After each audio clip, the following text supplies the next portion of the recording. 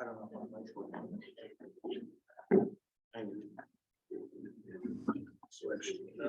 They get turned into. It's too good to try. No, I didn't know.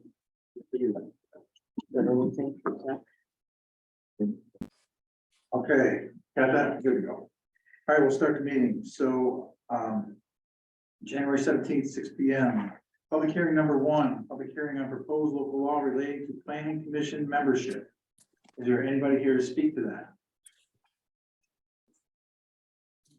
Calling again, public hearing number 1, public hearing on proposed local law relating to planning commission membership. Last call, public hearing on proposed local law relating to planning commission membership. Close that public hearing number 2, public hearing on proposed local law relating to police commission membership and duties. Is there anybody here to speak to that? Yep. Yes, if you could please step up and identify yourself, please. Mary Ellen Rudenberg, Okay, how are you? how are you? Could you sign in also, please? Yes, I did.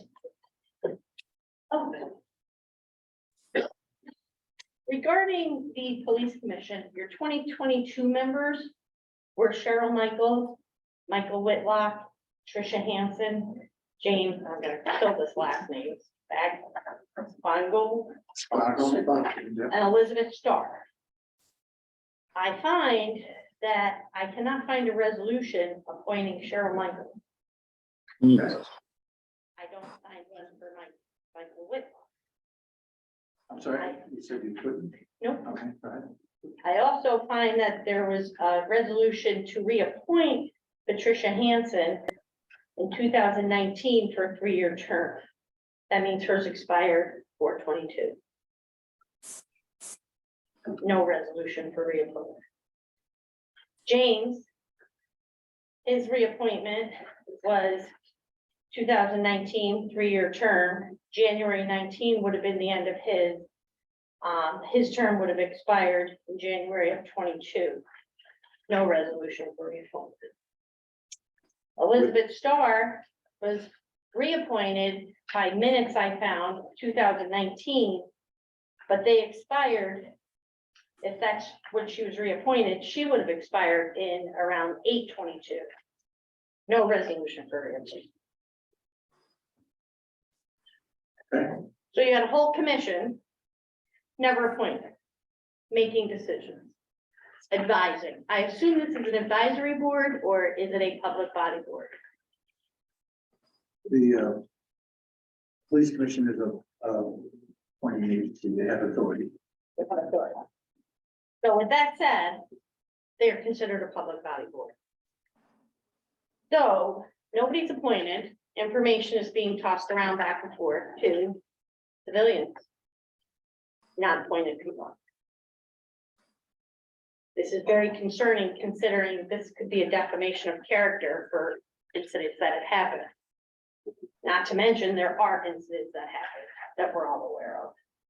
I don't know if the council is aware, but I'm sure the mayor and the police chief are aware.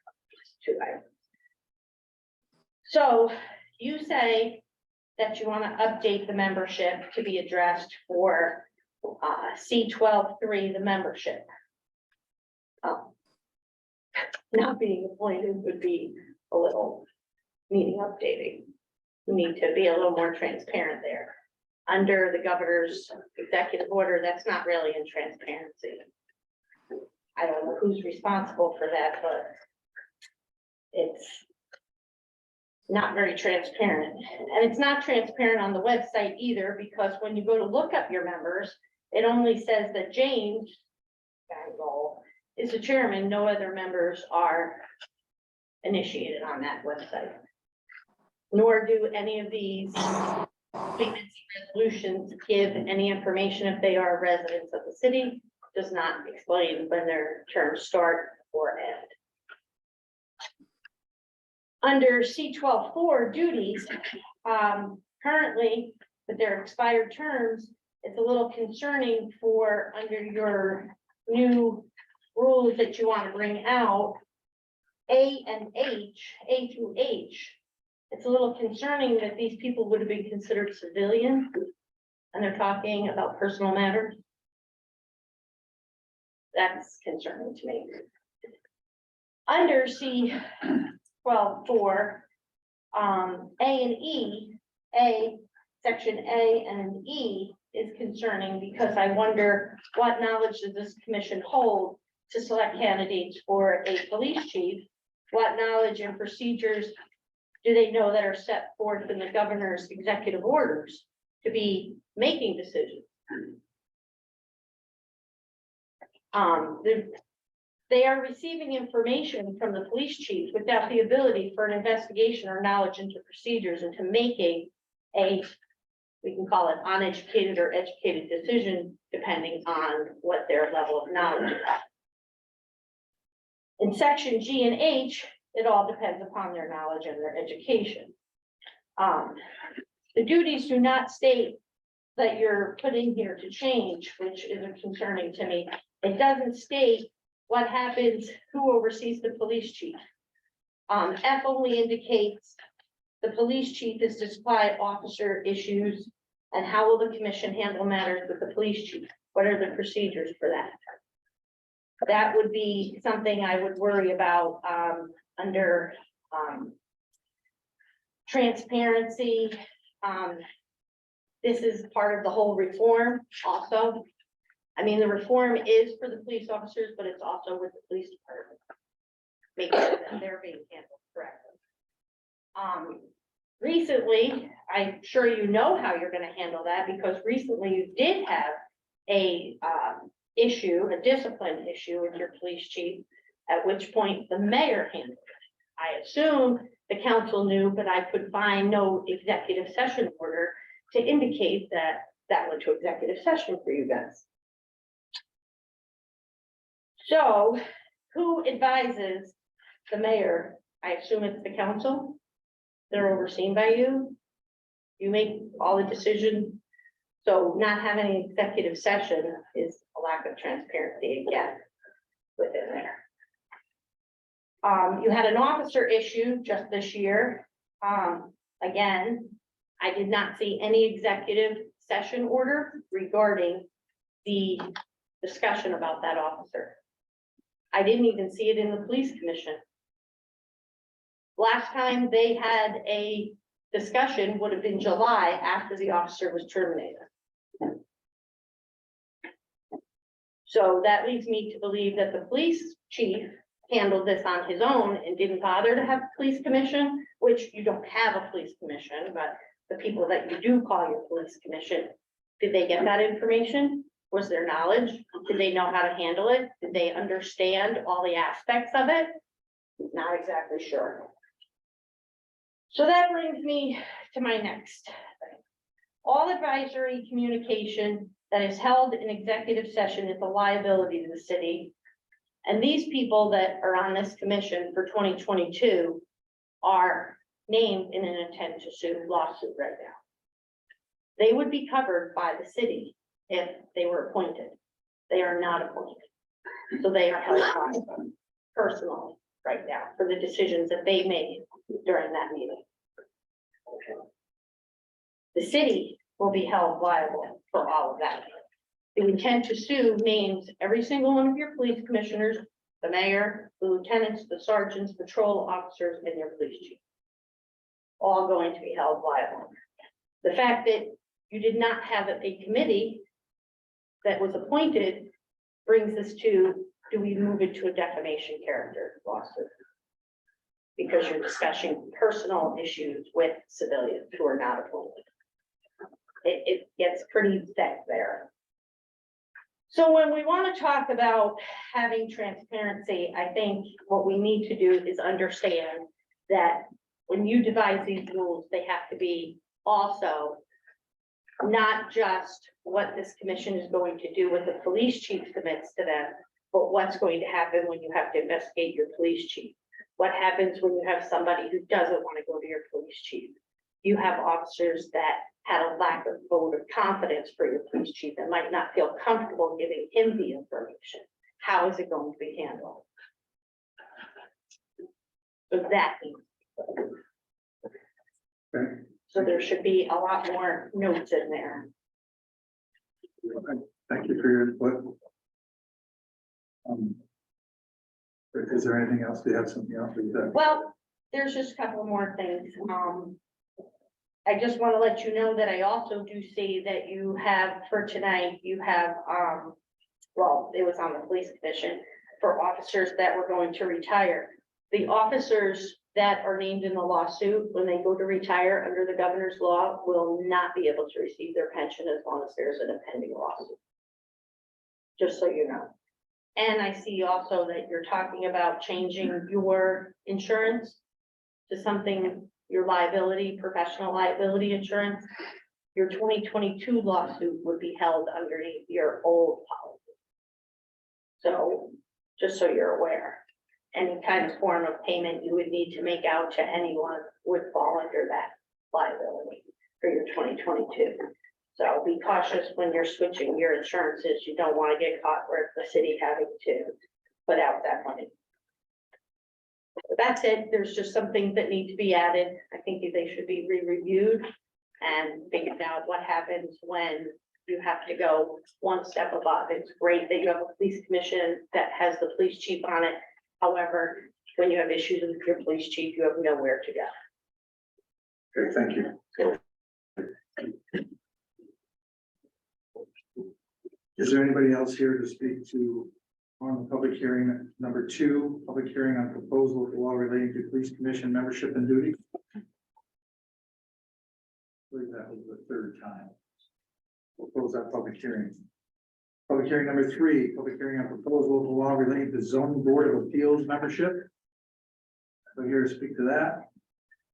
Again, public hearing on proposal of law relating to zoning board of appeals membership. Last call, public hearing on proposal of law relating to zoning board of appeals membership. Here to close that public hearing. We'll roll call, please. Councilmember Scott. Present. Councilmember Silliman. Here. Councilmember Pinello. Here. Councilmember Lane. Here. Councilmember Thompson is recorded absent. Councilmember Carpenter. Here. Councilmember Beckwith. Present. Councilmember Michaels is recorded absent. We could all stand for the salute of the flag. Pledge allegiance to the flag of the United States of America, to the republic for which it stands, one nation, under God, indivisible, with liberty and justice for all.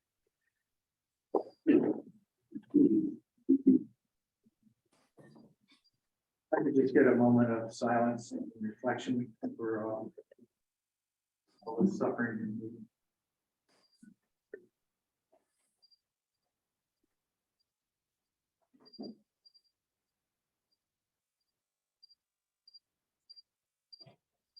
Thank you. Privilege of the floor. I believe we have some lovely membership from the county coming up to talk about redistricting tonight. Michelle, I don't know. You by yourself tonight? Mr. Hardin, yeah. So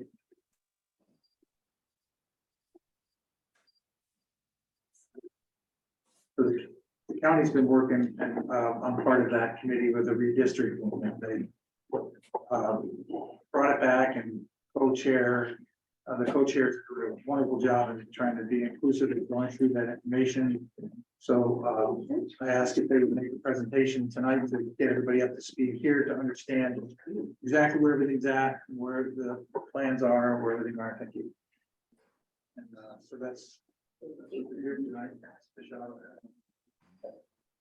Mr. Hardin will hopefully answer all the questions and make it simple and it'll be easy. It's an easy transition. And then after that, we can reconsider what we're doing. Yeah. Not that this is the final.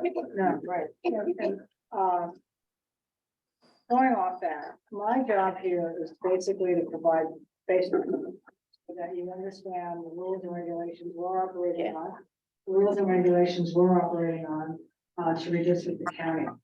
And obviously, the city of Cortland could be greatly impacted by that in terms of how we choose to draw the legislative districts and how that might play with the current ward districts and what we might choose to do.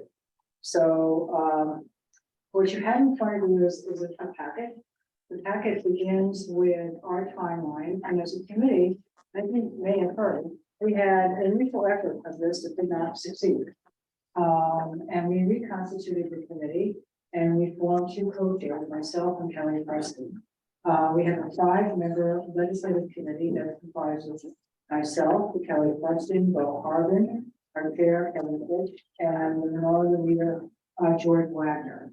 By law, it is to be a legislative committee. Something that we will be addressing as a committee as to whether or not going forward, we want it just to be a legislative committee to redistrict. However, as a committee, we did choose to form an advisory committee, and that advisory committee is comprised of 7 members from Greater Cortland, which your mayor is a part, as well as Hal McCabe from Homer. And then several other individuals, well, we have an individual from Cortlandville and then several other individuals representing federal all the way down to Marathon. Okay, we've been working since September, and we've started looking at the rules and regulations. We started looking at what values we wanted to guide us. And then we began to talk about, well, how do we actually determine the number of legislative districts we want to look? Why do we have that conversation? Well, every 10 years, as you know, we do a census, and as a consequence of that census, counties ask themselves or other districts ask themselves whether or not they choose to redistrict. In our case, because the governor signed a law in October of 2021, we had to ask that question because the law changed. Currently, the county is organized with a 10% difference between the most populous and the least populous district. Okay. That led to a weighted vote.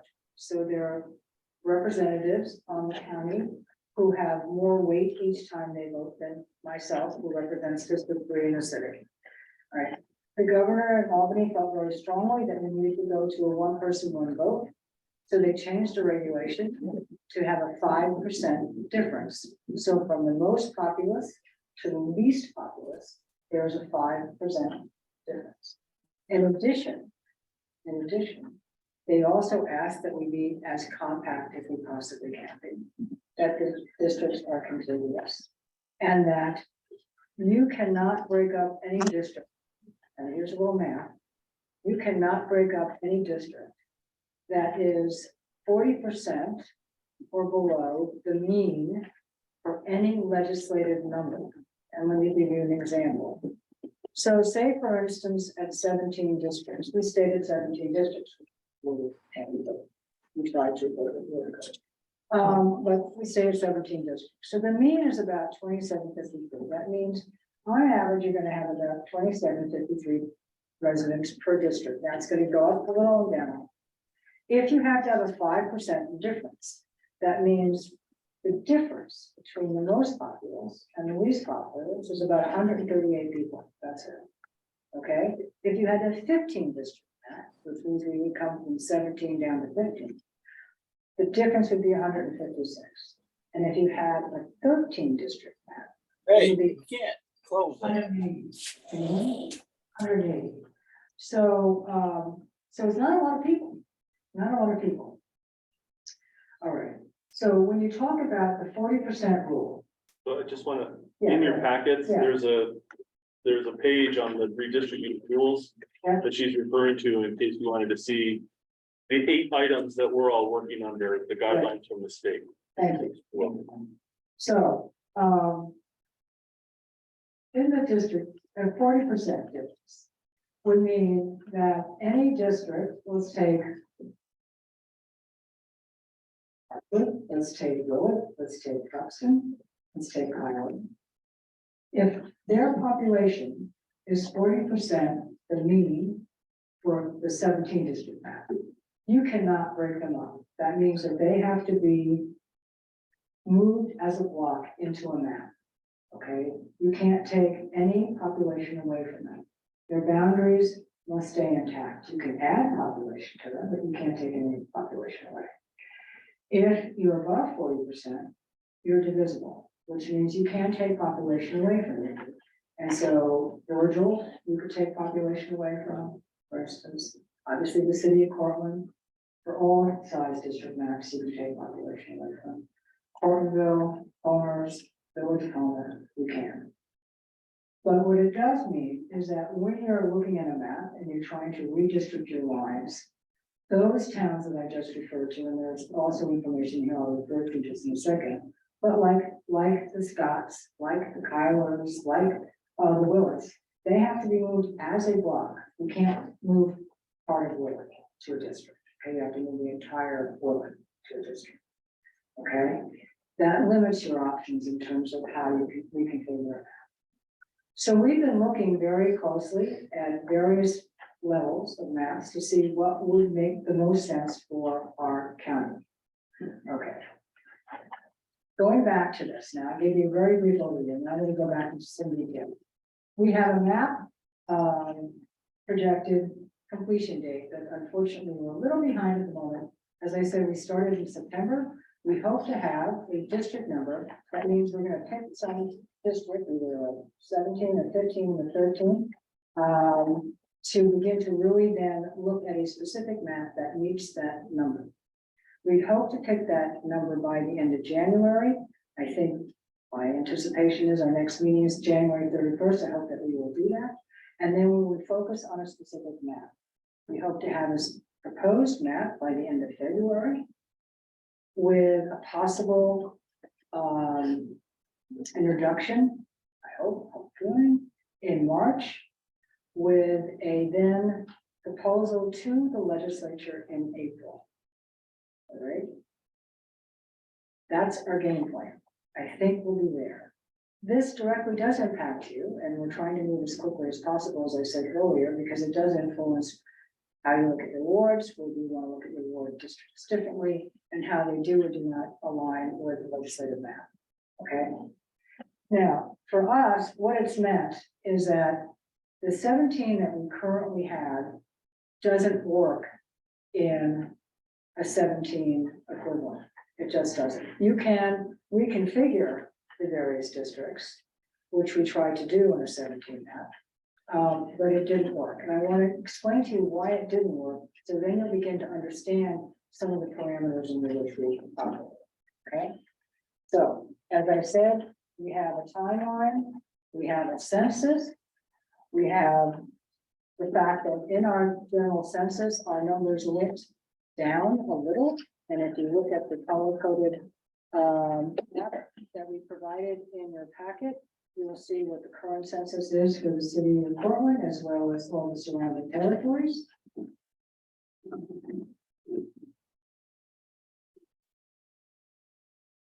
You will see the recap in terms of the October legislation that was passed in 2021 that we now operate under in terms of redistricting. You will see a general statement of the Voting Rights Act, which we obviously must observe in everything that we do. And then you will see some redistricting laws. One of the other issues that we have to address is in terms of the 5% and also the 40%, is that we also have to observe communities of interest. Communities of interest is defined by SUNY, as defined by the Amish community, as defined by the Lake region up in the New York area, as defined in Great Peak. Those areas we need to keep really can together in a district. Okay, that's the goal. All right.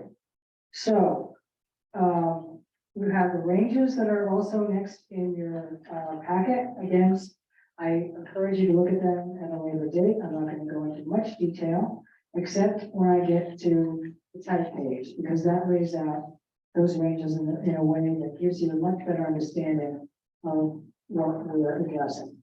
If you look at the first type page, and it talks about the impact of the 40% and the 5%, we listed out all the towns that fall 40% or below the requirement for the new redistricting laws. That means that those listed town districts cannot be broken up. They must be moved as a whole district in any map that you configure. The towns that are listed below that are those towns that you can divide, which are the Prebbles, the Homers, the Cortlandvilles, the Virgils, and the city of Cortland, obviously, okay? All right. There is an exception to that, that with treble, you can't divide it under 15, so it could be divided for 17 and 15 maps. And for marathon, I believe it's under 13, right? Or is it 11? I can't remember.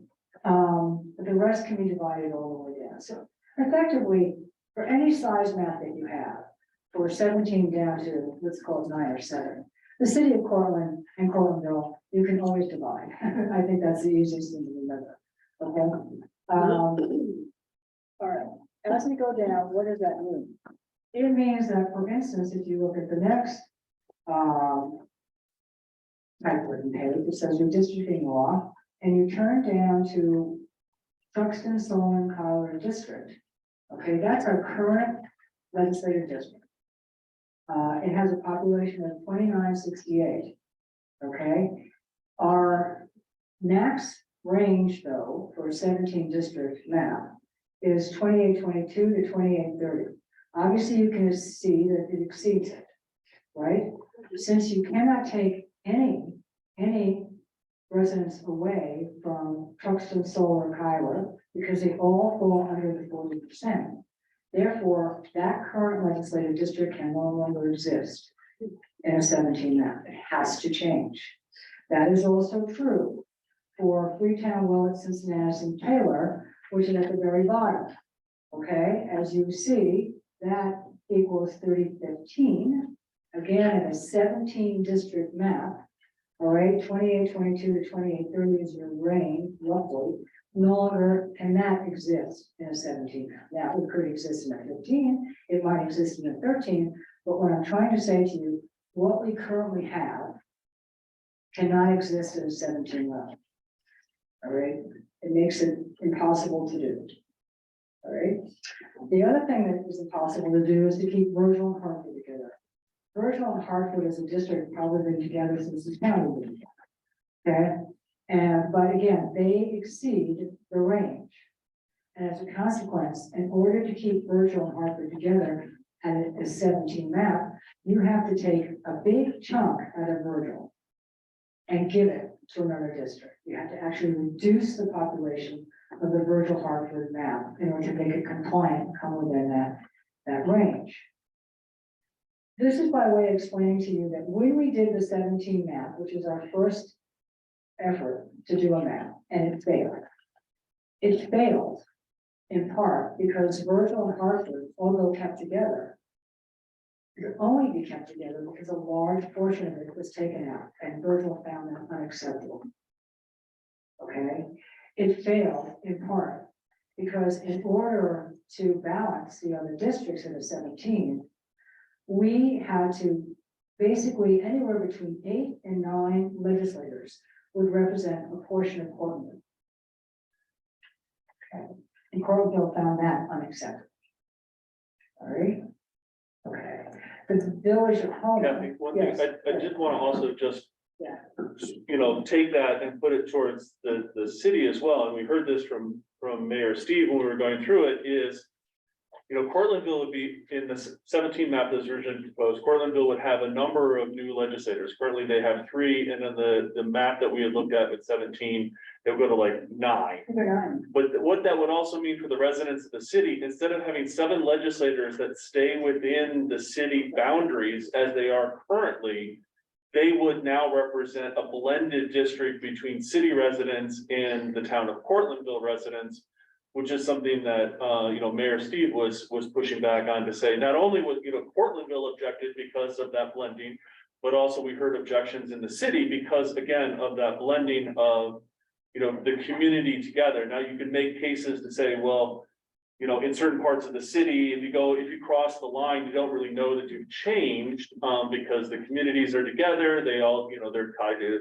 SUNY Cortland and other things, but you do cross that magical boundary and you leave the city and go into the county. And so there was that blending back and forth. So we heard objections from Cortlandville, we heard objections from Portland, we heard objections in Virgil where that map had done the same thing, all for the same idea, which is you're breaking up a community that traditionally had been whole.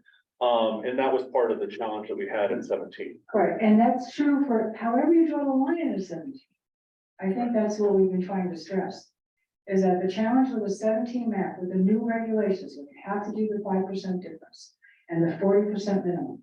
Okay, and keep everything compact and contiguous and honor communities of interest.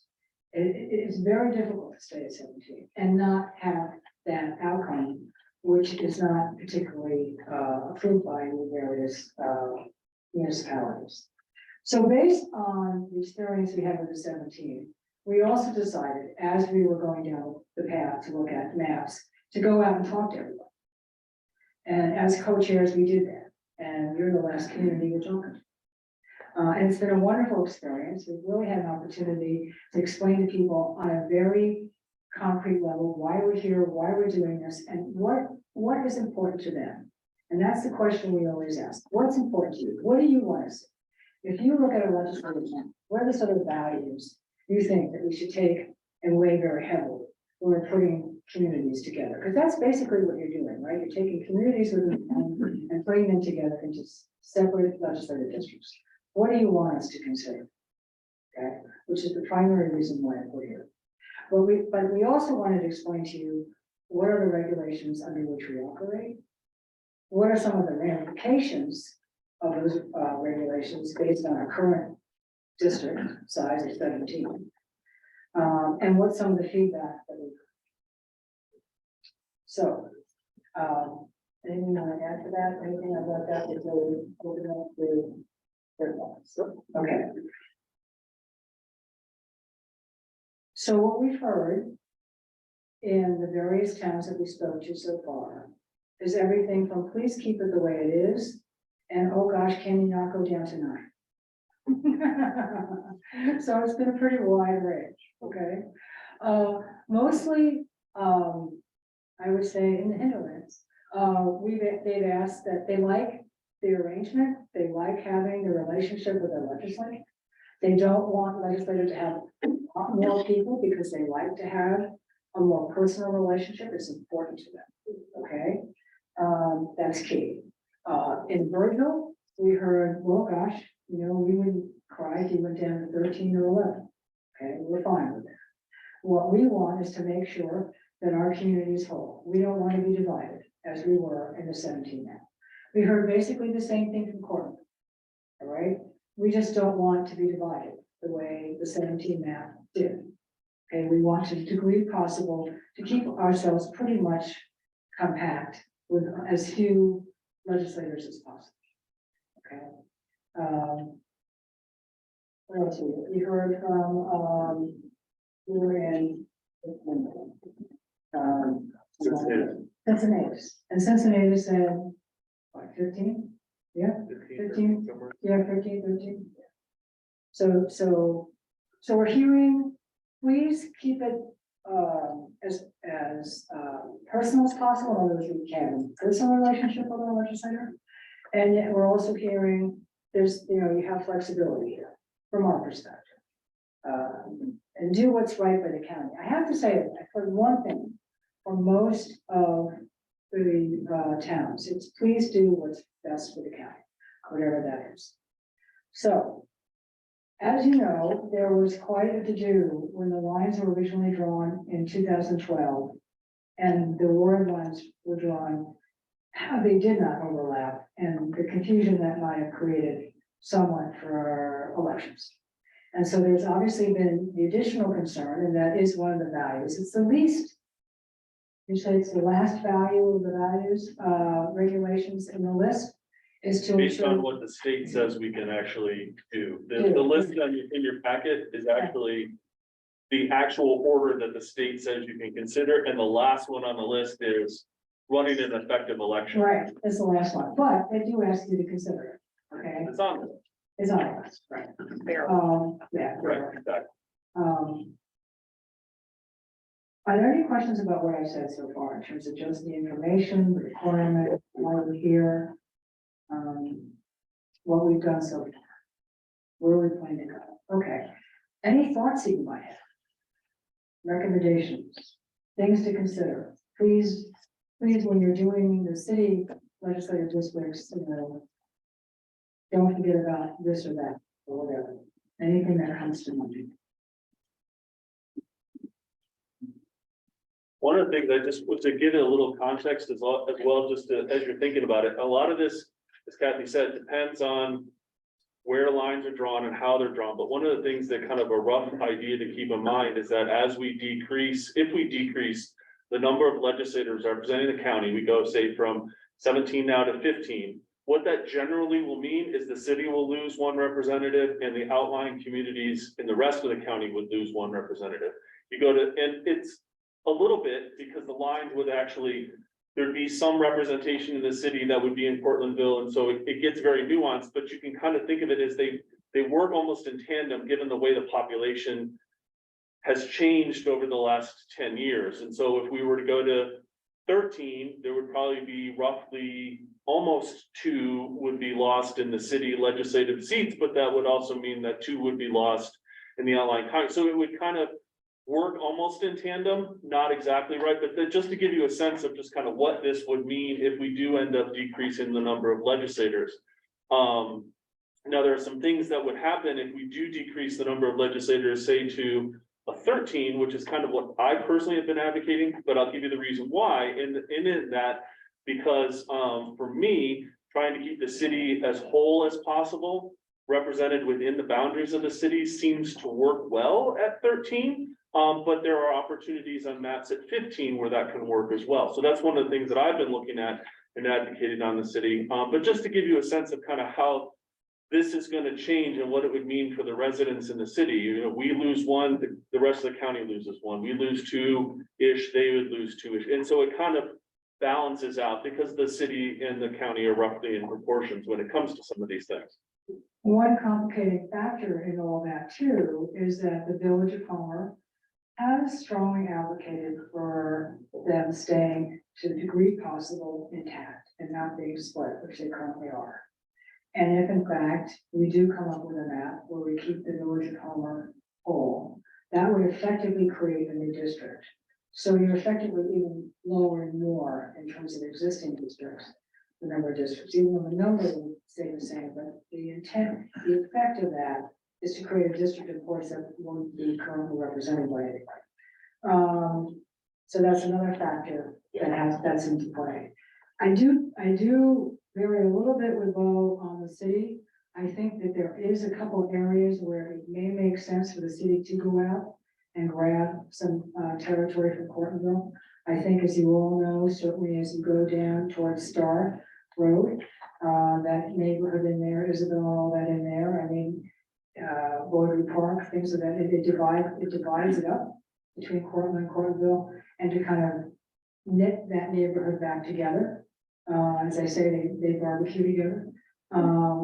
May make some sense, but there are not a lot of areas in the city that's true. All along the east area and kind of the north, pretty clear dividing line between Cortonville and Cortland. I mean, you feel like, you know, the river and everything feels a distinct territory. The only area where there's really a blend would be on the west side, and particularly on the southwest side. So that is something that we're looking at. Yeah, exactly. So that is something that we're considering. Okay, and there is no obligation, I mean, to keep legislative districts within the city. I mean, there isn't technically, okay? You really just try to do it based again on neighborhoods, communities of interest, and reasonable boundaries. And this I really want to stress. Because when you want to describe this to the resident, you want to have something that's easy to describe. You know, you can say to yourself, yeah, I am south of Groton and north of Tompkins, so that they get that, right? It's easy. And so when you look at a map, you try to find those major thoroughfares to be your boundaries. It doesn't always work that way, particularly out in the more rural areas, but you do try to look at common known named streets to serve as boundaries, so it's easy to describe people. Okay, anything else that you really would like to think about, consider, weigh? I just want to If you mind, a couple things I thought was important, that one of the reasons I thought it was important to keep the city together is the sales tax negotiations coming out, for example. Having direct representation to that, you know, not stretching outside that boundaries. Where does that happen and stands the land? I mean, I think that's an important factor to get those representation. I think that's when it really matters, because it seems to be that, I don't know, see it seem like this, the city versus all the townships at some point, but it does become that way somewhat. On the sales And some, because it's usually typically divided out, the city, county takes a portion and then divided out the rest. So I asked about that today in finance and administration, because I knew you were gonna ask. yes, so that's an important factor to me that I've experienced in previous time, where you want to make sure your city representatives are educated in lobbying for Right. what's best For the best city. interest of what this council needs. Right. You know, and I hope they would support that. And the same with the other towns. And I think that's why they like the one-on-one and probably would answer that, I mean, to that certain degree. Everybody says they want it smaller, but then when it comes down to it, they don't. And I think that we have been living with the confusion of 8 versus 6, or, you know, currently now, you know, the legislators overlap maybe or aren't in the same districts. No different than our trash pickup. Groton Ave, one side of Groton Ave might be Tuesday, and another Right. Wednesday, you know, so I think some of that is all done, but maybe speak to how this new system that's going to be in the voting mechanism might lead toward making that somewhat easier, like there would actually be a petition or Okay. a ballot, or Okay, maybe just talk about that's that, one because point. that's gonna be a point that we're gonna have to grapple with ourselves. Right. If you go down to, you know, 4, you know, whatever the case might be, then we would have to determine, do we go 4 and try to match? Right. And then do 4 at large, or do we just stay at 8? And do 4? Right. So when you're looking typically at a 15, let's say 15, you're looking basically at 6 legislative districts. Most 5 are within the city and 1 will be a little bit out. Okay. If you're looking at 5, most would be in, all of them would be in, depends on which map you want. But you could have 5 within, okay? The just in time ballot, right? We, as you know, for early voting, we have 2 machines. And you come in, doesn't matter where you live in the county, show your license. They are able to program it and you get a ballot that's specific to you and your address, okay? Clearly, if we had more of those available, where you draw lines becomes less of an issue, at least from the consumer's point of view, right? And it certainly becomes much easier to administrate from the Board of Elections point of view. They're not cheap. They're about 115,000 a piece, I think. We've heard lots of big numbers, from Yeah, 10 to yeah. 100,000, Yeah. somewhere in there, they're expensive machines. They're expensive. And There's yet no- you'd have to have one at every single polling station on election day, so it's not like we can get away with 2 for early voting, we'd have to actually have them. And but the fact is that you could say if we chose to apply 3 or something, you could in fact then rethink how you did the polling places in the city, okay? Where where the overlap may be more of an issue. And place them strategically so that you would minimize that problem. So there are options for us to consider. And I think that's exciting technology and something that we really need to look at. We really do. Well, just to also add on to what Mayor was saying, you know, one of the things that we've been looking at when it comes to particularly the maps within the city boundaries, because Kathy and I both represent, you know, legislative districts here in the cities, one of the things we've tried to do while we're looking at maps is knowing we want to try to, as best as possible, get rid of the issues that we currently have of not having wards and legislative districts overlap. Right, It's not necessarily going to be an easy issue, but one of the things to look at, as Kathy was saying, is like, can we create a map where boundaries are like along major roads, like along Groton Avenue or along Clinton Avenue, something that's pretty straightforward as opposed to some of the lines we have right now that go up and around one little block. Now, right, they have to from census perspective, but it all depends on the numbers. Because that's one of the things we're keep trying to do is it may not be a perfect fit to get them overlaid again. We just may be beyond that, given the state requirements and all, but trying to find opportunities where it at least will make some sense. So that it is a little bit easier for the city to work with, like you said, do you have 4 distinct wards that overlap directly to legislative districts and then have 4 at large? Or are there 6 that really can overlay well with 2 at large? There's different ways and different rules that are available, but we're trying to take the problems that we have today and the confusion that we have today into account and not simply come back and say, here you go, love it or lump it, which is what happened 10 years ago. Right.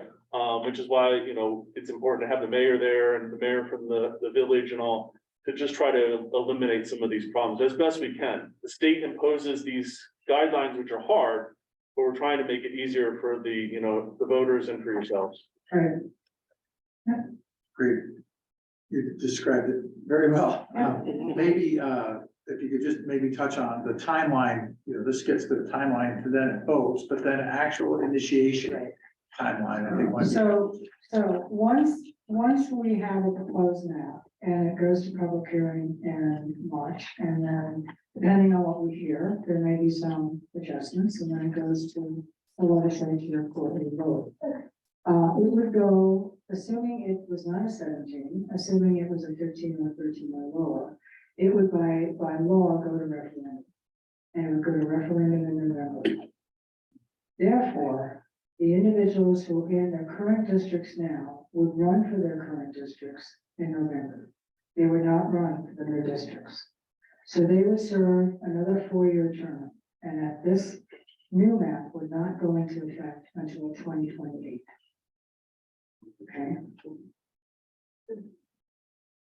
and the reason why that is so is because, as you know, we'll start collecting signatures for those individuals who choose to run again, or any office.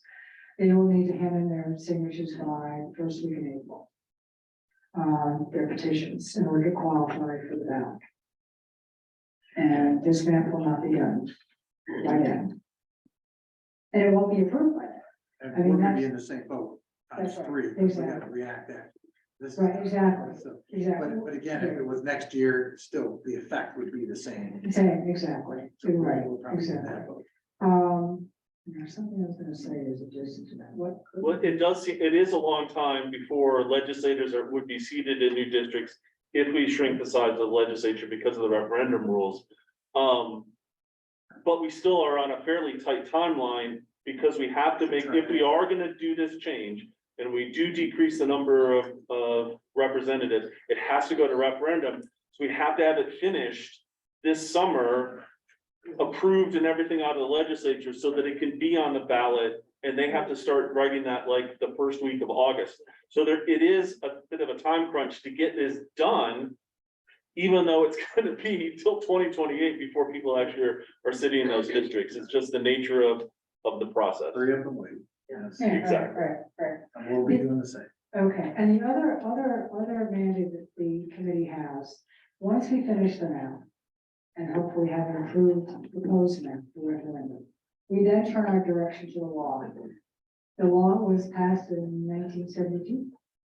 Hasn't been changed in a very long time. It establishes a 5-member legislative committee. And there have been discussions as to whether only legislators should be on it. Should it be a hybrid, both the public and legislators? Should it be an independent commission? So that law is going to be engaged, debated about how we should proceed in the future. And hopefully that proposal will also be part of the referendum that comes to you for vote in November. One of the issues we are going to be bringing up, obviously, is staggered terms. To see whether or not that's something that we should consider. So just to give you kind of a future view in terms of where our work is and what we hope to accomplish. All right, thank you. Any other Thank you. questions? Everybody could understand. And there'll be lots of opportunity. The mayor is, of course, on the commission, but there'll be lots of opportunity for public engagement. As we, every one of our meetings is open. If you're interested, you can dial in and watch. Come in and give us feedback. Let us know what your, concerns are. If you're hearing from your residents, by all means, please come and let us know, but there'll be lots of opportunities to engage and discuss as we get closer on these maps that we're presented. Thank you. I appreciate both of you. coming Thank you. and, Thank you. and thank you for your input and your work at the at the meetings as well as doing this, it's not easy, you know, but especially, such a hot topic, but Yep. you've been handling it very well. I'm very pleased that everybody's been having a voice so far. But thank you again for both coming. I appreciate it. Thank you. Thank you. Thank you. Do you have anybody signed up for February? Their sheet? Anybody signed up? I assume not. No, Just the one you had. okay, thank you. All right, mayor's report. So we'll just go through a bunch of things real quick. Lot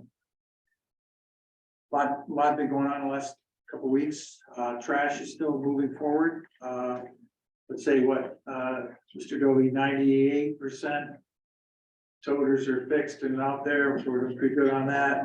Still a couple here and there, but they're working it out. They're doing well. I think you're, you know, a little mishap up in your district. They picked up before 7, but that's rectified. So that part's going good. Overall, I think it's getting better. People are getting better about putting them away, so it's gaining traction. Give it some more time. Parker School will discuss later in discussion items. They'll bring that up. I was able to attend some great events this past week, not necessarily in any order, but I was able to become a judge for Miss Central New York and Miss Syracuse, because they're sequestered in a room, can't go out and talk to people. It was quite an exciting, interesting. I learned a lot, and it was a lot of fun. It's great to see the talent, great to see the future that we have on these young women that are going to be future leaders. I guarantee you. Pretty impressive stuff. Met with the Red Roof Inn and the neighboring property, and that's moving forward, which is great. It's like they're back on task to get open, which is your district in April, so that would be great. Just in time for the baseball season, it's been great to have that revenue and have that area stimulated again. So we got some closing stuff they got to work out, some details. Able to meet with the housing, the services providers committee and the housing membership of our community, our renters, our landlords, and the community with to talk about our housing needs, our housing problem, our homeless situations and all that. So we're, you know, making some progress there, some good dialogue with landlords to talk about other city issues, which will continue on, give them the opportunity to address it and hopefully improve our housing. Everybody benefits with that. Main Street, Groton Ave, we get to see the preliminary plans for the Groton Ave changeover for that area, and Main Street continues on. Hopefully get that schedule worked out and have a timeline here very shortly. I was able to attend the chili cook-off with some peers on the board here, and I did not win, and we'll let them talk about that, I'm sure. I can't talk trash anymore if I can't win something. But it was a lot of fun, and it was for a great cause, and hopefully they'll give a more detailed report on the actions that was awesome. And I attended a wonderful birthday gathering and birthday party this weekend, and a nice flag ceremony. Thanks Chief Dandy and Chief Friedman for the help on that. That was great and much appreciated. It was great to represent that honor that, to do it as well. Next thing I have is Bruce, if you could just step up, and I'm going to get this wrong, and Bruce will try not to overdo it, but we made some significant progress in the wastewater treatment plant for our nitrates, which is not something we want to be dumping out, and try to process, which was a low cost for us outside to try to get this thing working forward. And I would like Bruce to talk, and we're pretty excited about it. It's kind of technical and boring, but we're pretty excited about the results so far. And there is a financial impact that you'll be happy about. Technical and boring, those are my middle names. Good evening, council. Those of you who opt to wade through my department reports will be familiar with some of this. But the mayor wanted me to speak to you about just how successful this cycled air nitrogen removal pilot has been. We're 4 months in now. And if you look at the graph I passed out, I put a line there when we started the pilot, and you'll notice that within a week or so, the nitrogen just started dropping off. And that's how long it takes to get the facultative organisms that perform this biological nitrogen removal function to get where they need to go. Since that point, we have not had a single lab result that is over our 2025 limits. Now, we had met with the DEC a few years back, and they expressed deep concern that we were not going to be able to meet our Chesapeake Bay requirements on nitrogen. At the time, they were definitely speaking from what we saw coming in. And we had up until last year been making our permit basically by removing extra phosphorus. Our current permit allows us to substitute excess phosphorus removal for nitrogen removal. And however, that's expensive because that for us is a chemical process. We add polyaluminum chloride, which has gone up remarkably over 100% just over the last year and a half. So whereas last year we were feeding 250 gallons a day, which annualized at the current cost is over $300,000 a year. We're now feeding 145 gallons a day, which would save us $129,000 a year. And I feel we can get down to 120 gallons, perhaps lower.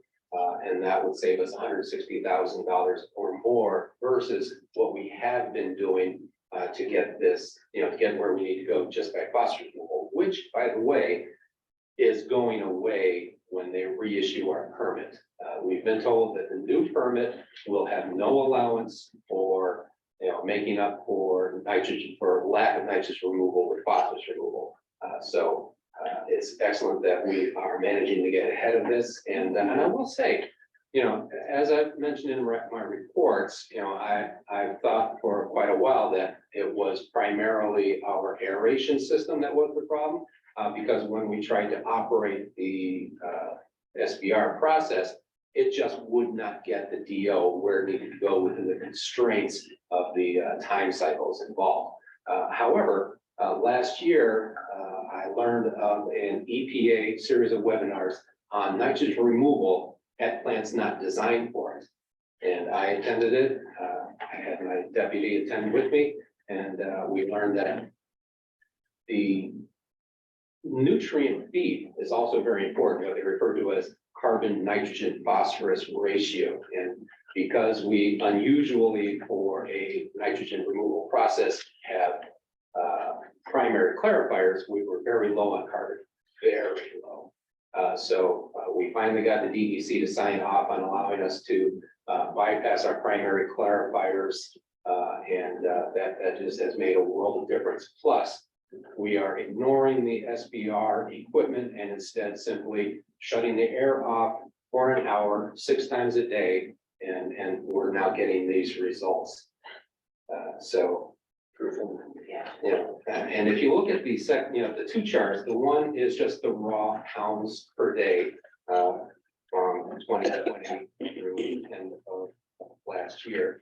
The second one is more informative. It is pounds of total nitrogen discharged per million gallons treated. And you'll see it's fairly consistent, running roughly between 100 pounds and 150 pounds until our pilot got into effect. Now it's running, under 100. And so, as I mentioned to the mayor this morning, what had been the floor of our nitrogen discharge is now the ceiling. And so, this has been a remarkably successful pilot. And I want to thank you all for your support as we've gone through this. Thank you. Thank you. Thanks for persistence in going through things like this. And for taking, for looking for that information and taking that kind of initiative. And having a staff that understands the importance and is willing to, do the work necessary to make these things happen. There's a lot of staff involved with this. Thank you. Yeah, there's a lot of collaboration. They sit down and talk about all the issues and where they need to go, which is a great thing. I guess the key points is, if you look to the far right of that chart, you know, the max we're hitting is there. And we did have some good significant water and rain this year or so far to test it. So the real test will be in the spring. I'm a little more optimistic on some of those savings numbers than he is, but we'll play that out. I'll take that bet. Either way, I'll take 160. You also gotta point out how important this is because, you know, as Bruce mentioned, and you know as well as I know, dealing with the state and this stuff is. They run the show. Yeah. And if you don't meet it, we're gonna pay dearly. Right, Yeah. some of that we seek forgiveness rather than get permission to do it. What I would say is the DEC has a bag of endlessly larger hairs. Yeah. Oh my God. And they're not afraid to use. Well, we moved it forward and then, rather than wait for that permission and made it happen, so that was all good stuff, so it's all great. So, I will leave off on that high note for sure, and Mr. Scott, if you want to start the board reports, please. Want to thank DPW for the couple little things we had to get fixed with trash bins. They've been great. It's gone in the ward overall from, unless somebody hasn't contacted me, it's gone really, really smooth and they've been on top of everything. Thank you to the police department. We actually had a call that I was one of the people dialing 911 yesterday. I couldn't believe the amount of time that barely elapsed before there was police cars showing up. So thank you to our police department, just super fast response to take care of the situation really quick, which was great. Third thing, the flag ceremony we had out front here was absolutely wonderful. I mean, we got a chance to honor somebody that I actually had to do a little bit more research on. I knew that he had done so much for the community. But when I started reading line after line after line after line of all the achievements, this was well worth taking just a few minutes out of our day to honor a man who's really impacted Portland. Wonderful ceremony, went very, very well. Loved that we had the bagpiper. That was great. Got a chance to go to the chili cook-off this weekend, which raised twice as much money for Vet Search and Rescue, whose primary line is to defend against veteran suicide. And we didn't have quite the attendees, but the attendees that came were there for a reason, and they raised money, and they raised a lot of it. We wanted to raise over $1,000 for Vet Search and Rescue. We ended up raising, I don't have the exact dollars and cents, or the DAP did, sorry, over $2,200. And we raised some money for some different things as well while it happened. The mayor gave it one heck of a shot. Boy, he tried. I mean, it was chilly. He made chili. Want to thank Dan Edwards from downstairs in the police department for coming in with a unique chili and winning the whole thing. Troy and I were tied for second along with the Elm Tree, and that was a whole lot of fun. So the mayor made chili. That's about all I got. We'll move on. This one. It's been quiet in the second ward. Students are coming back. The semester's starting up soon. So our neighbors will be back. The lights are on West Court. So that's something to be celebrating. Thank you, DPW. And the trash switch has been a big success. People are very impressed with how much they can throw away. They're impressed with the size of the bins. And some are concerned with how to stash them, particularly in the winter when it's difficult to drag them around in the weather. But we're hoping that that'll be sorted out. There's also some concern with the fact that the directions are printed on the lids of the bins. So please don't be throwing away everything you wish you could recycle. And just look at the directions on the bin for what you actually can recycle. That would be helpful. And that's it from the second part. Thank you. Well, Third ward's all quiet. I don't have anything. Fourth ward is relatively quiet. I'd like to thank Code for picking up a chair on Tompkins Street and a couch on Pearl Street. I don't know why people felt it was time to put their furniture on the side of the road, but they did. But it was taken care of. very quickly. I still have been hearing from constituents concerning the size of the totes, especially the older residents. And they want to know why getting the smaller totes are taking so long. People either love them or hate them. There's no in between. I also attended Mr. McNeil's flag raising ceremony, and it was very nice, and I did appreciate the bugle / trumpet player and the bagpipe. Met with Code and Chief Friedman and Battalion Chief Reynolds. And that was a very informative meeting. Thank you for meeting with me. That's it. All right, thank you. To answer on the small totes, so there was 100 of them ordered when the initial order was done. I think close to 300, 250, something like that, that needed them. So there's 150 more that I'll have to do. We'll kind of let that play out. Some people wanted them, now don't. So I think it's good to let a little bit of time go by. So again, it was 10% when we did our study that didn't like this. So we knew that was going to happen. Mr. Carpenter. It's been quiet in the sixth ward. I had a nice meeting with Chief Friedman today, going over some stuff and introduction since Ms. Lane and I are liaisons of the department there. And I think we're gonna work well with the fire department. We got some good ideas. I want to thank Joe Saladino from the Cortland City Police Department. My sister was disabled in her vehicle the other day, and he drove along with his FTO and pulled her out of the roadway. And that was a nice gesture on her part. So, nice service from the police department. I'm very happy with that. Good. Thank you for that. Mr. Beckler. All quiet in 7th Ward. Thank you. Approval of minutes from our January 3rd meeting. That date is wrong on that.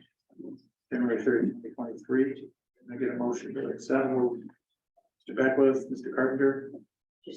All those in favor? Opposed? Carried. Resolutions, agenda item number 1, adopt local law relating to planning commission membership.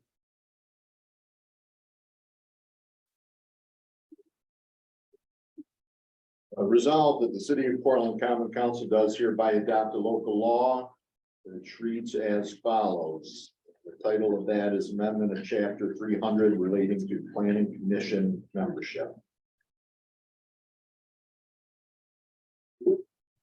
Get a motion? I'll move. Ms. Pennell. Second. Scott. Again, this is to clear up some of the confusion that's been in some of these.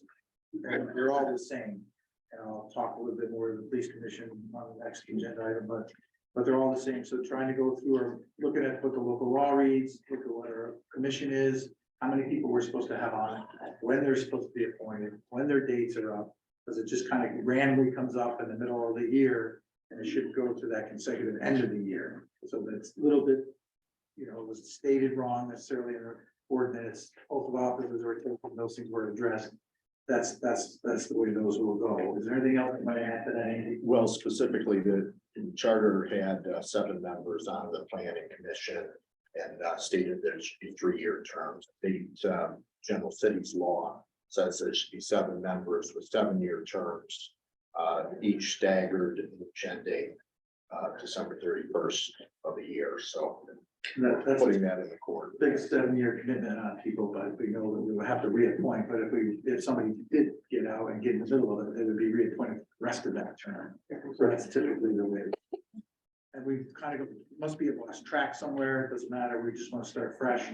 So this is the initiative to try to get that started right. And the reason for the length of the term is that it has to match the number of people on the committee, correct? That's the statement. Yeah, Yes, it's laid out in general cities law. yeah, just so the public know that. Yes, so because we did go down 2 members on the ZBA commission because it was 7 and it should be 5. Anybody else have any other questions? And we'll do. Oh, I got a motion. Councilmember Scott. Aye. Councilmember Silliman. Aye. Councilmember Pinello. Aye. Councilmember Lane. Aye. Councilmember Carpenter. Aye. Councilmember Beckwith. Aye. Agenda item number 2, adopt local law relating to police commission membership and duties. Resolved that the city of Portland Common Council does hereby adopt a local law which shall read as follows. Title of which is amendment of Article 12 relating to police commission membership and duties. Need a motion, Mr. Carpenter. Scott. Again, just to address a couple issues that were brought up on this one, some of them, obviously, we can't. Some of the items are confused on the charter versus what this does, the membership. Certainly all of that. Insurances are all covered, that's an issue. So everything is done above board, just want to try to get the terms to be corrected. And that's really the most important part, to get the terms corrected. So when we solidify and put these candidates in place and select those terms, so we know when those terms completely end, perfectly clear, we go back 7 years from now, 5 years from now. And that's it. Anybody else have any questions on that they want to address in the public hearing or otherwise? And I just note that all the changes to the charter and code are, redlined in that packet, in that packet's online as well. This, all the information, everything that's been changed is redlined on the public information of the supporting documents online, if they want to see the redline changes. Thank you. Councilmember Scott, Aye. Councilmember Sullivan, Aye. Councilmember Pinello, Aye. Councilmember Lane, Aye. Councilmember Carpenter, Councilmember Beckwith. Aye.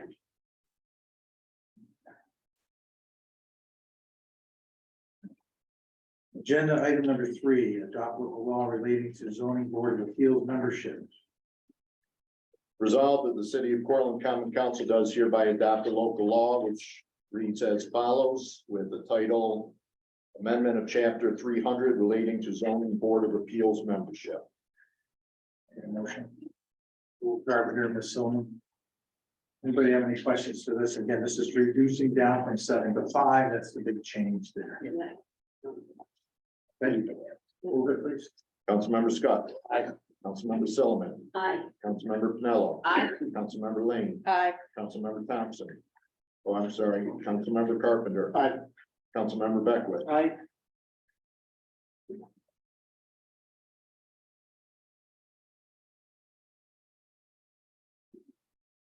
Agenda item number 4, set public hearing for proposed local law relating to terms of office and appointment of members of city boards, commissions, and committees. Resolved that pursuant to section 20 of the municipal home rule law of the state of New York, separate public hearings shall be held prior to the common council scheduled regular meeting at 6 p.m. on February 7th, 2023 at City Hall, 25 Court Street, Portland, New York, on proposed local laws to amend the administrative code to stagger current 3-year terms of the Environmental Advisory Committee, to amend the charter to change the current 3-year terms of the Fire Commission to staggered 5-year terms, to amend the administrative code to stagger current 3-year terms of the Historic Commission, to amend the charter to stagger current 3-year terms of the Landscape Planning and Design Committee, to amend the charter to stagger current 3-year terms of the Board of Public Works, to amend the charter to change terms of office for the Wastewater Treatment Board from 3 years to staggered 5-year terms, to amend the charter to change terms of office for the Youth Bureau Commission from 3 years to staggered 5-year terms. Be it further resolved that the city clerk shall publish notice of such public hearings in the official newspaper of the city of Portland. I'll move it. Second. So, sorry, Mr. Now on the Scott. Any other questions? And again, all those changes are redlined there. Councilmember Scott, Aye. Councilmember Sullivan, Aye. Councilmember Pinello, Aye. Councilmember Lane, Aye. Councilmember Carpenter. Aye. Councilmember Beckwith. Aye. Agenda item number 5, appoint planning commission members and reestablish terms of office.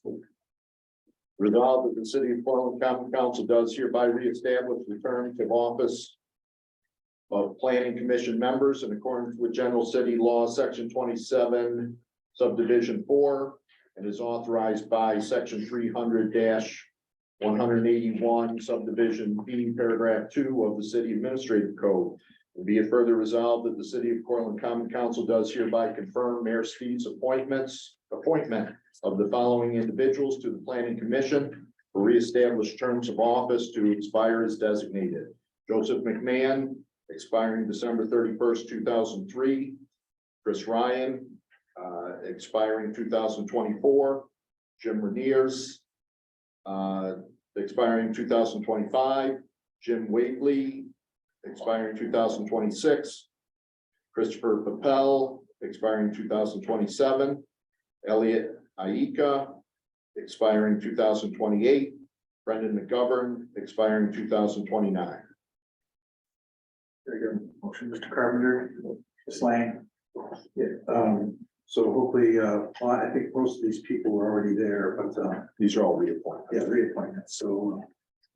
Other than maybe the mispronouncing and then the last names. It's tough. My apologies. Okay. Move it, please. Councilmember Scott, Aye. Councilmember Silliman, Aye. Councilmember Pinello, Aye. Councilmember Lane, Aye. Councilmember Carpenter. Aye. Councilmember Beckwith. Aye. Agenda item number 6, appoint police commission members and reestablish terms of office. Resolved that the city of Portland Common Council does hereby reestablish the terms of office of police commission members as authorized by section C 12-3E of the city charter. And be it further resolved that the city of Portland Common Council does hereby confirm Mayor Steve's appointment of the following individuals to the police commission for reestablished terms of office to expire as designated. Jim Sponigal, ending December 31st, 2023. Patricia Hanson, ending 2024.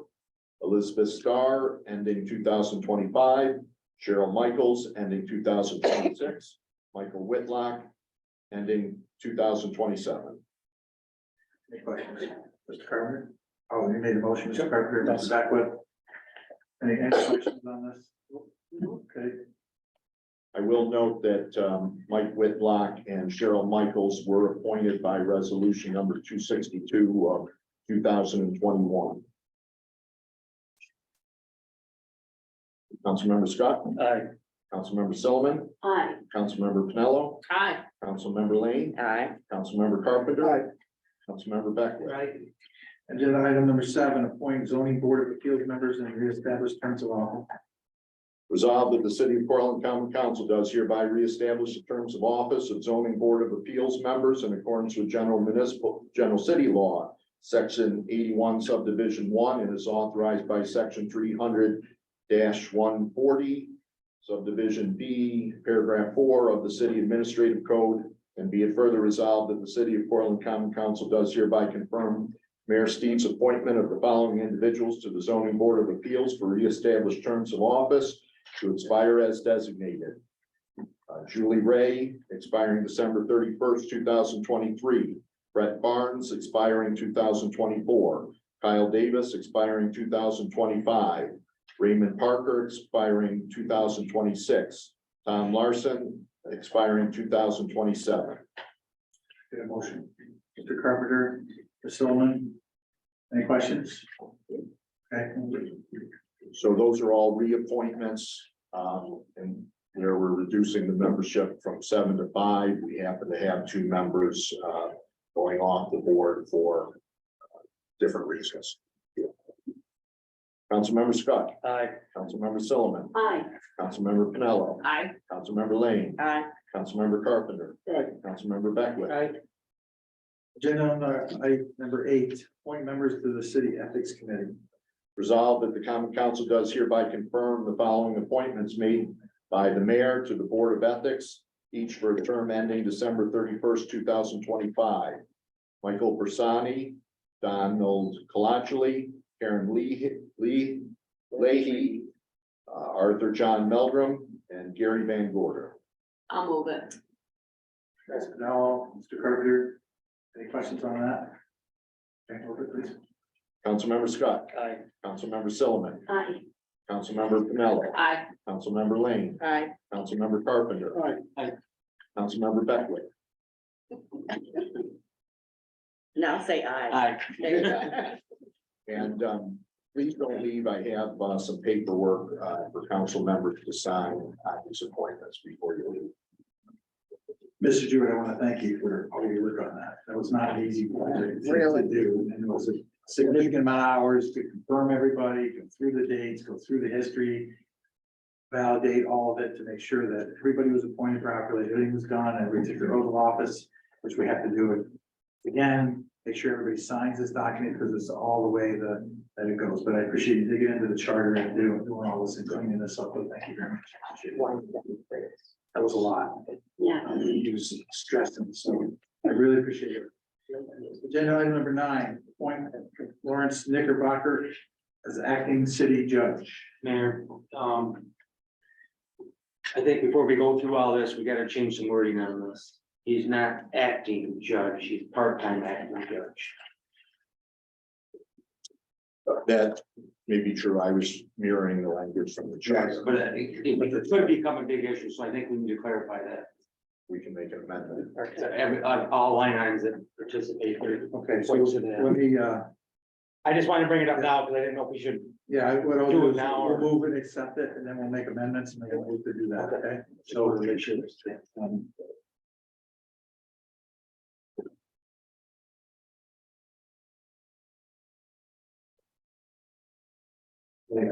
So we'll read through the resolves. Resolved that the city of Portland Common Council does hereby approve Mayor Steve's appointment of Lawrence J. Knickerbocker Esquire as acting city judge for a term to begin February 2nd, 2023 and to end February 1st, 2029. Mr. Carpenter, Mr. Beckwith. AJ, can you just rule in on this for me real quick? So in the charter, it states that the position is an acting city judge. Is it assumed that that's part-time? I mean, wouldn't that be that's a designated It is. position? Yep, similar municipalities do it the exact same way. Ultimately, it began as a conflict position, but the volume of cases that come before this court are significant. So he does more than just those things that Judge Burns can't hear. He carries his own caseload.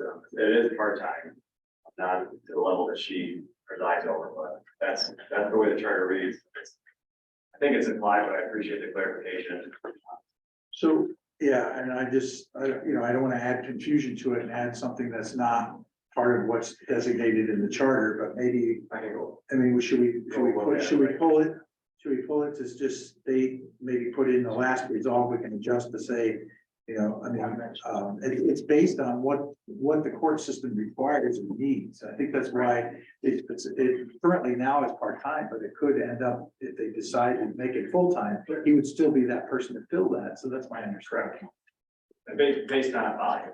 Based on volume, understood. I've But seen so that. if you say part-time, I guess, what's that mean? Well, there was some clarification in the previous, when he was appointed before, that something came up, and that's why it was brought to my attention to make sure it said part-time, so I just. But he's not an elected judge, because that's a whole nother process, right? Totally agree, but This is yeah. just a part-time as a fill-in for that, and it's defined in the charter, so this all reflects to the charter. Right, so, I'm not 100% sure what we're talking about that came up previously, which would have been 6 years ago. But the acting position is just that, just like. yeah, so if we could just make sure the minutes reflect that we understand that currently this is now a part-time position, but it's up to the court to decide. Yeah. Are you okay with that? So Yeah. We'll make sure the minutes reflect that, and then we'll really have to change the resolution language. That's okay. But anyhow, Mr. Knickerbocker's does a nice job and researched it and went back through police agencies, district attorneys and public defenders, and everybody's pretty happy with that. So they feel like this is a good qualified appointment that we're going to be presenting for you. Anybody else? Okay, I could get a motion in a second, right? Yep. Okay. Councilmember Scott, Aye. Councilmember Sullivan, Aye. Councilmember Pinello, Aye. Councilmember Lane, Aye. Councilmember Carpenter. Aye. Councilmember Beckwith. Aye. Agenda item number 10, designate the mayor and acting mayor as having certain physical powers and duties as authorized by New York State local finance law. Resolved that the city of Portland Common Council does hereby grant Mayor Scott Steve and acting Mayor Thomas Michaels the powers and duties of a chief fiscal officer as authorized by section 2, paragraph 5, subdivision B of the local finance law, and be it further resolved that this resolution shall remain in effect until December 31st, 2023. And be it further resolved that the city clerk shall file a certified copy of this resolution with the state controller. Any motion? Scott? Carpenter? I have some questions. Sure. About it. So the chief fiscal officer position has been vacant for over a year. Who's been paying the bills? Who's been doing this? I can talk to this as well. Okay, This is specifically with respect to a bond that the city had received grants. And this was in conjunction with bond council. The way that the state regulatory system works is that we did this about a year ago. We gave them that authority. That's who's been paying the bills, so to speak. okay, But for this particular funding source, the state is looking for this language to be approved by you, good folks. That they are acting as a chief fiscal officer, even though they are the signatories.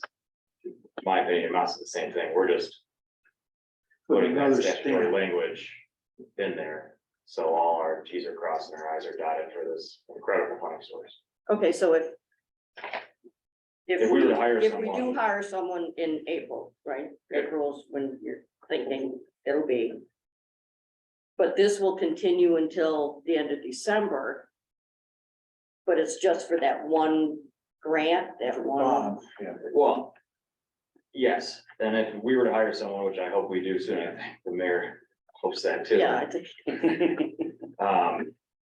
I think that, I mean, I'm not gonna speculate here, but we could probably have a resolution to that effect that would shift those powers back to that individual. Okay, And that's what would happen. There'd be a bunch of, Right. there'd be a couple resolutions that would authorize Shift back everything finance back. and administrative responsibilities, but we can't give them all of it until we do have the general election to do the manager.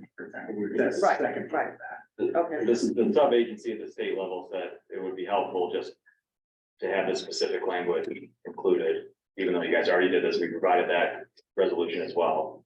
Okay, I just wouldn't Just want to the- reflect that those requirements. of the chief fiscal officer and the mayor to have Right. the same, you know, I hate to use the word acting, as we just talked about. right, okay, But That's ultimately what it amounts to. okay. and that's what's in the resolution. Right. to do that. So it's just for this act, and this action, and it could take some time. So we'll give us some time to do it.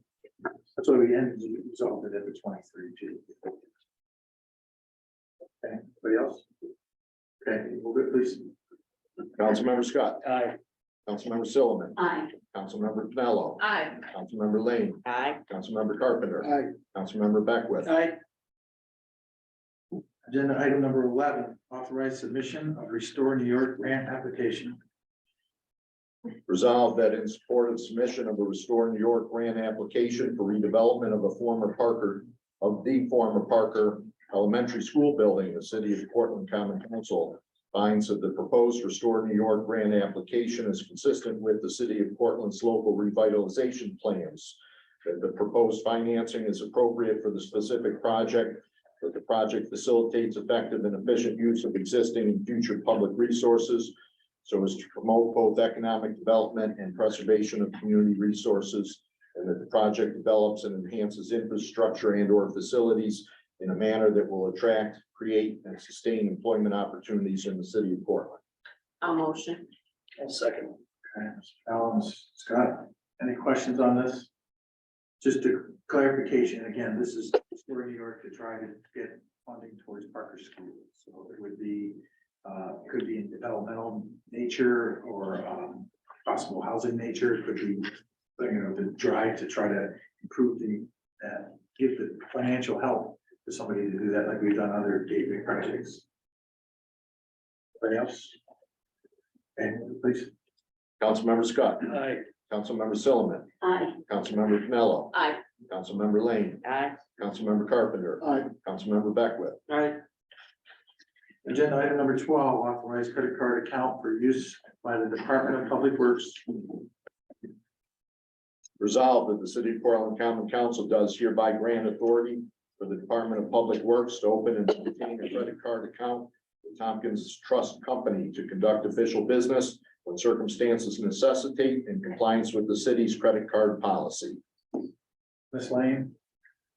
Carpenter? Any questions? Trying to clear these up. Okay, move it, please. Councilmember Scott, Aye. Councilmember Silliman, Aye. Councilmember Pinello, Aye. Councilmember Lane, Aye. Councilmember Carpenter, Aye. Councilmember Beckwith, Aye. Agenda item number 13, authorized agreement with Crown City Ladder and Hose Company for volunteer firefighting services. Resolved that the city of Portland Common Council authorizes Mayor Steve to enter into an agreement between the city of Portland and the Portland Fire Department's volunteer contingent, Crown City Ladder and Hose Company, in the amount of $35,000 for volunteer firefighting services for a period ending December 31st, 2023. Carpenter, Mr. Scott. Just want Mr. Freeman, just clarify, this is, we're reducing to, this is, now we have one volunteer, we have one company now as opposed to years back, so it's reduced down to one. Thank you for that hard work too, to try to consolidate that. I appreciate that, and the energy will be going towards one department, one agency instead of several. Anybody else? Councilmember, I'm sorry, did we get a move in second? Yes. Second. Thank you. Yeah. Councilmember Scott, Aye. Councilmember Silliman, Aye. Councilmember Pinello, Aye. Councilmember Lane, Aye. Councilmember Carpenter, Aye. Councilmember Beckwith. Agenda item number 14, authorize FEMA assistance to firefighters grant application for reserve ladder truck. Resolved that the city of Portland Common Council authorizes the fire chief to apply for, and if awarded, accept the FEMA assistance to firefighters grant in the amount of $750,000 with a federal share of $14,285.71, and local share of $35,714.29, and authorizes the mayor to sign an award agreement if offered. I move. Mr. Scott, Mr. Carpenter, so with that motion, I would like to make an amendment. Let's see if we get an amendment. I think it's on our resolution. It is, here. it is. We'll put it in the minutes as such and give it the public information.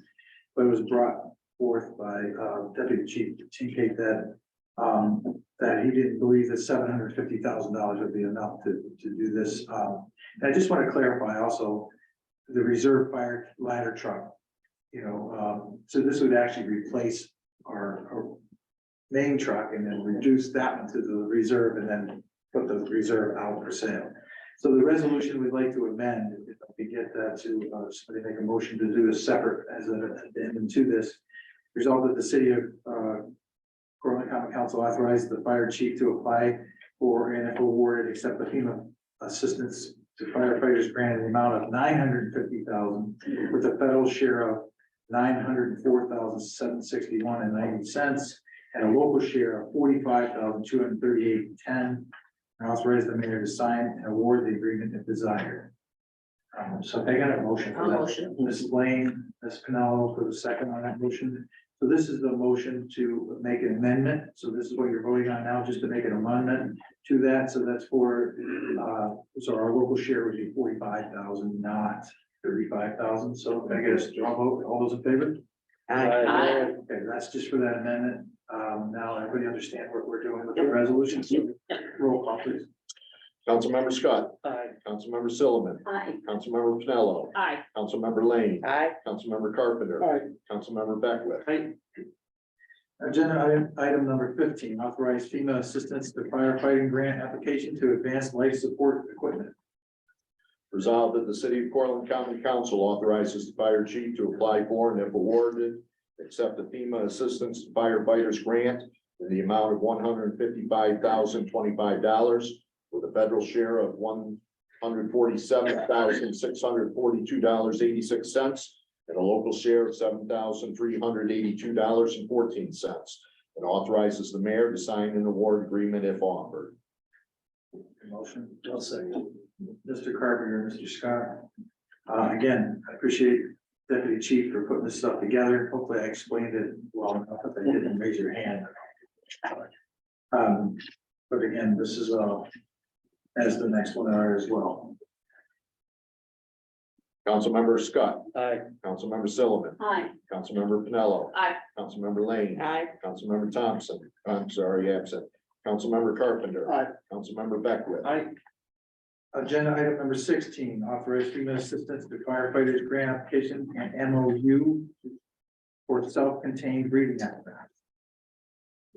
Resolved that the city of Portland Common Council authorizes fire chief to sign a memorandum of understanding with the Willett and Marathon Fire Departments as host applicant to apply for and if awarded, accept the FEMA assistance to firefighters grant, in the amount of $581,000 with a federal share $528,181.82 and a local share of $52,818.18 and authorizes the mayor to sign an award agreement if offered.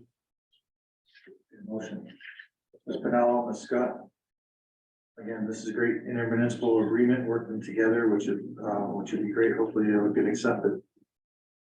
Over, please.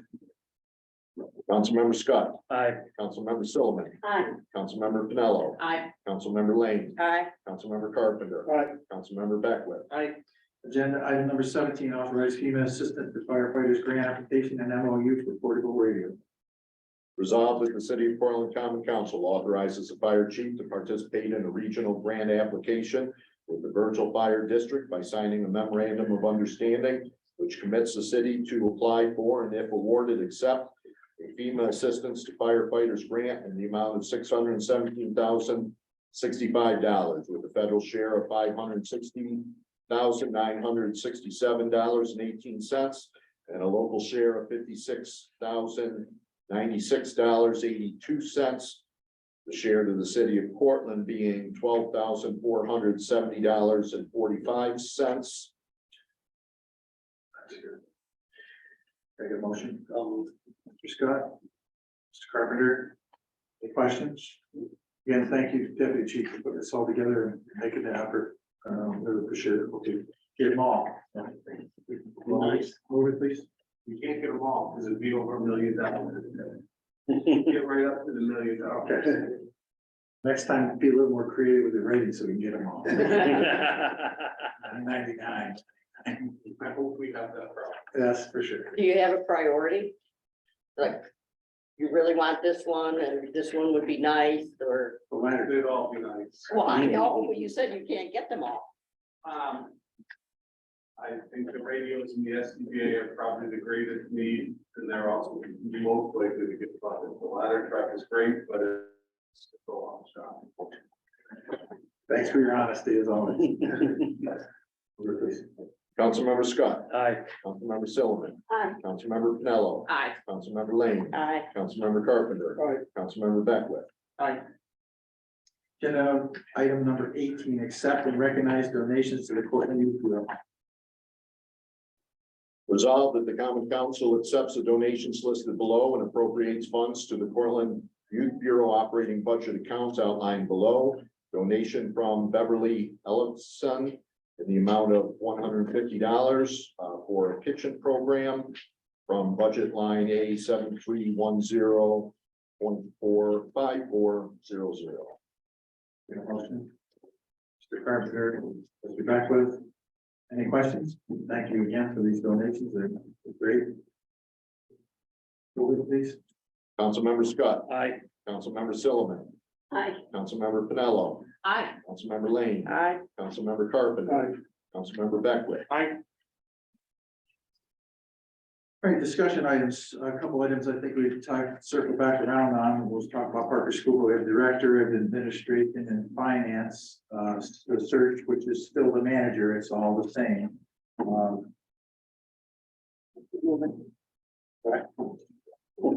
Sorry.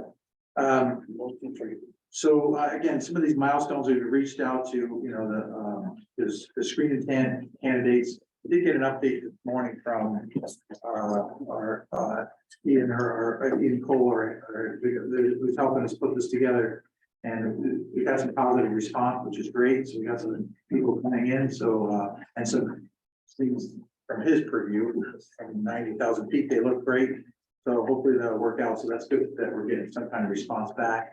So as you see here, there's more of a timeline, so it kind of breaks it down to the milestones and where they are. We'll just try to keep you posted at the meetings for what these are, and try to keep that to what that is. So again, we're on task right now for April 4th for council approval for hire, after the committee's gone through it, and we hope to have that from everybody by then before that. Does anybody have any questions on that process? You know, Mr. Adams is here as a representative, Ms. Sorrell is here as well, that's on that committee. Certainly, any questions that I have, anybody else have any questions, we can certainly be glad to try to answer them. But it's going well. I'm really pleased on the effort that's taken into like establishing the personality traits. We've gone through those exercises, and Ms. Ames, Joanne Ames is doing a wonderful job, awesome job putting that together. I haven't had experience there. Definitely. It's been great, as well as the other people on the committee. So I appreciate everybody on that committee for giving me that time to make that a good thing, so we can make the best choice that we can possibly make. So, I don't know of any other updates other than Parker, but I just thought maybe the people that we met briefly in the initial Parker school, maybe talk about it and maybe where our next steps are going to look like and what that means. So we met, Ward 4 representative Ms. Lane, Ward 3 representative Ms. Pinello, myself, and the mayor met to discuss next steps for Parker School. And we all agreed that we want to make a decision based upon the greatest good for the community. Bearing in mind the input that the original Parker School Committee got from the community, that that's foremost in our minds. At this point, there are some interested parties. We need to see who's interested and how viable their proposals are. So we're hoping to vet those if they come before us, before we bring them to the public and to council. Okay, Yep. does anybody want to add anything? I think you covered it well. Thank you. Yeah. Anybody else have any questions? Okay, we'll keep you posted on that, and we'll keep you posted on the other movements, and appreciate everybody doing it. So motion to close the meeting. Scott, Carpenter, all those in favor? Aye.